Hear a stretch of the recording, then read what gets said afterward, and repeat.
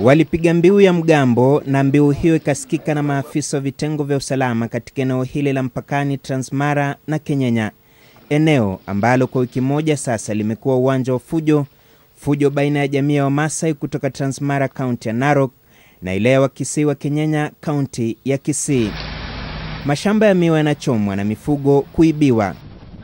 Vidole vya lawama vinanyoshwa, lakini kila mmoja anasema si mkosaji. Unakuta ya kwamba ng'ombe inalishwa ndani ya miwa ya wenyewe. Alafu unapojaribu kuja kusema ya kwamba ndugu, mbona unalisha ng'ombe miwa yangu? Hiyo pia inakuwa shida. Jamii ya Wakisii kwa upande mwingine inadai kuwa kila mara mifugo huachiliwa kuvamia mashamba yao huku ng'ombe wao wakiibwa. Aidha, wanaitaka serikali kuachilia watu 3 waliokamatwa kutokana na kisa cha kuchoma mashamba, ikidai hapana ushahidi wa wao kutekeleza kitendo hicho. Vitengo vya usalama eneo hilo vimeongoza wakazi katika kikao cha kutafuta suluhu ya masuala ya utata.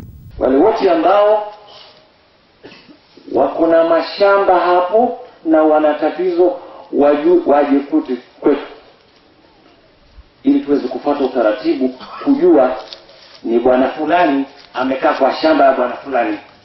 Hatutafuata kabila. Hapa hamna shamba ya Masai, hapa hakuna shamba ya Kisii, iko shamba ya watu binafsi. Wawili hao walitoa nasaha ya umuhimu wa amani kwa jamii hizo mbili. Wewe umeenda Marekani, umeenda mashariki na magharibi, kustarabika au umekaa pale, kustarabika ni kuheshimu mali na maisha ya watu wengine. Sielewi kwa nini watu wa pale na watu wa hapa wanataka kugawanyana, wakati watu wa Kenya na Uganda wanakuja karibu kushikana. Wakati watu wa Kenya na Tanzania wanakuja kushikana. Wakati watu wa Kenya na Rwanda wanakuja, East Africa inakuja pamoja, Africa inakuja pamoja. The whole world is coming together. You are still talking of boundaries ambazo zina maana za hapa. Hata hivyo, wameapa kuwa hawatalegeza kamba hadi amani itakaporejea eneo hilo kwa hali na mali. Like never before we have resolved. Hatutabembelezana na watu kwa mpaka. Kwa sababu serikali ina jukumu la kuhakikisha usalama unapatikana kwa kutumia mbinu zozote. Lazima tutatumia sheria kuhakikisha kwamba amani inapatikana hapa. Tutatumia dialogue, tutatumia diplomacy, na ikiwezekana ikibidi tutumie nguvu itatumika. Inatarajiwa kuwa kikao hicho kitakuwa cha palipo na wazee haparibiki jambo.